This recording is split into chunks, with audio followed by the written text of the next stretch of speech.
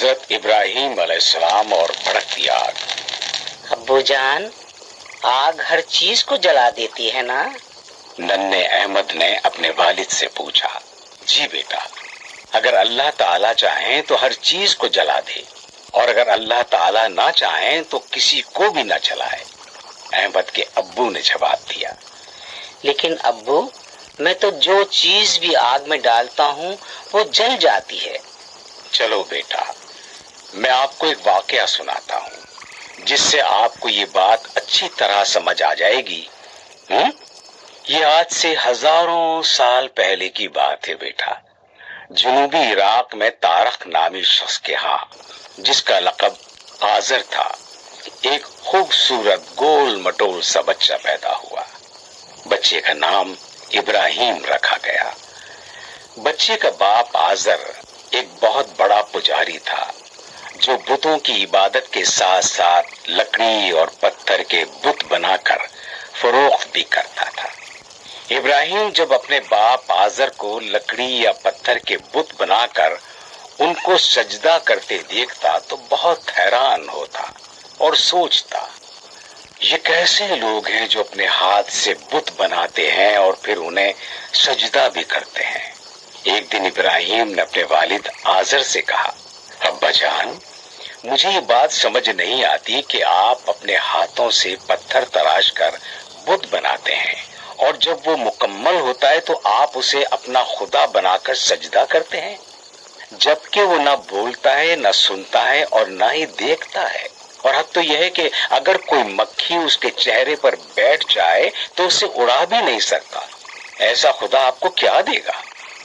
آزر نے جب اپنے بیٹے ابراہیم کے منہ سے یہ باتیں سنی تو ابراہیم کو ڈانٹنے لگا۔ ابراہیم نے ایک دفعہ رات کو آسمان پر چمکتے ہوئے ایک ستارے کو دیکھا جو انتہائی خوبصورت لگ رہا تھا۔ ابراہیم نے کہا، میرا خدا تو یہ ہے۔ لیکن جب صبح ہوئی تو وہ ستارہ غائب ہو گیا تو آپ نے کہا، نہیں، میں غائب ہونے والے کو خدا نہیں بنا سکتا۔ اگلے دن آپ نے آسمان پر چمکتے ہوئے 14ویں کے چاند کو دیکھا جو انتہائی خوبصورت لگ رہا تھا۔ اس کی چاندنی میں ہر چیز چمک رہی تھی۔ آپ نے کہا، میرا خدا تو یہ ہے۔ لیکن صبح ہوتے ہی وہ بھی غائب ہو گیا تو آپ نے کہا، میں غائب ہونے والوں کو اپنا خدا نہیں بنا سکتا۔ پھر آپ نے سورج کو دیکھا جس کی روشنی میں دنیا کی ہر چیز روشن تھی تو آپ نے کہا، میرا خدا یہ ہے۔ لیکن جب شام ہوئی تو سورج بھی غروب ہو گیا تو آپ نے کہا، میں سورج، چاند، ستارے اور بتوں کی عبادت سے برات کا اعلان کرتا ہوں۔ صرف اس خدا کی عبادت کا اقرار کرتا ہوں جو آسمانوں پر بیٹھا ہے اور اس نے یہ چاند، سورج، ستارے اور پوری کائنات بنائی ہے۔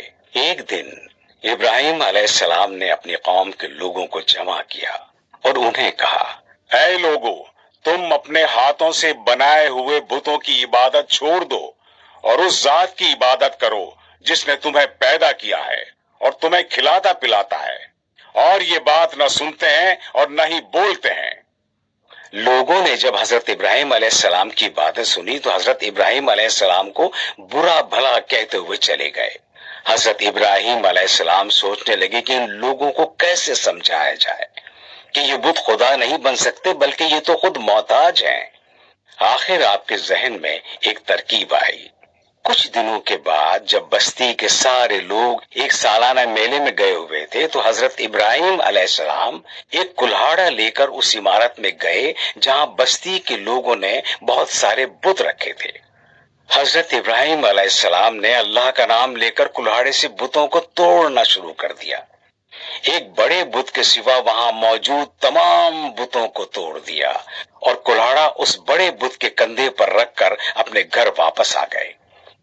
شام کو جب بستی کے لوگ میلے سے واپس آئے اور انہوں نے اپنے بتوں کا حال دیکھا تو حیران رہ گئے۔ کسی بت کا سر کٹا ہوا تھا تو کسی کی ٹانگ، کوئی ناک کان کے بغیر زمین پر اوندھے منہ پڑا تھا تو کسی کی دونوں ٹانگیں غائب۔ یہ بات جنگل کی آگ کی طرح پوری بستی میں پھیل گئی اور تمام لوگ وہاں جمع ہو گئے اور سوچنے لگے کہ یہ کام کس کا ہو سکتا ہے۔ انہوں نے حضرت ابراہیم علیہ السلام کو بلایا اور کہا، ابراہیم، یہ ہمارے بتوں کا حال کس نے کیا ہے؟ حضرت ابراہیم علیہ السلام نے جواب دیا، میرا خیال ہے کہ جب کلہڑا بت کے کاندھے پر ہے تو اسی نے تمام بتوں کو توڑا ہے اور مزے سے اب کلہاڑا اپنے کاندھے پر رکھے ہوئے ہے۔ لوگوں نے کہا، ابراہیم تو جانتا ہے کہ یہ تو اپنی جگہ سے ہل بھی نہیں سکتا ہے، تو پھر اس نے بتوں کو کیسے توڑ دیا؟ حضرت ابراہیم علیہ السلام نے جواب دیا، لوگوں، جب تم یہ بات کہتے ہو کہ یہ اپنی جگہ سے ہل بھی نہیں سکتا تو پھر تمہارے مسائل کیسے حل کر سکتا ہے؟ اسی لیے میں کہتا ہوں کہ صرف ایک اللہ کی عبادت کرو۔ لوگوں کو یقین ہو گیا کہ یہ کام حضرت ابراہیم علیہ السلام کا ہے۔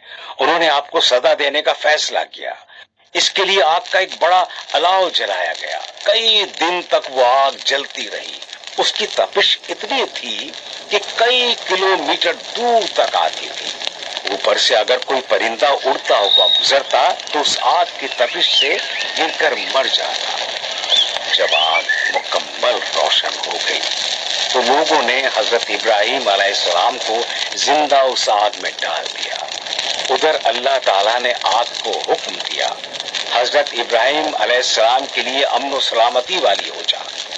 چنانچہ آگ حضرت ابراہیم علیہ السلام کے لیے سلامتی والی ہو گئی۔ 40 دن بعد جب آگ بجھی تو لوگوں نے دیکھا حضرت ابراہیم علیہ السلام بالکل صحیح سلامت باہر نکل آئے۔ بعد میں حضرت ابراہیم علیہ السلام فرمایا کرتے تھے کہ جیسی مزے کی زندگی میں نے ان 40 دنوں میں گزاری ویسی پھر نصیب نہیں ہوئی۔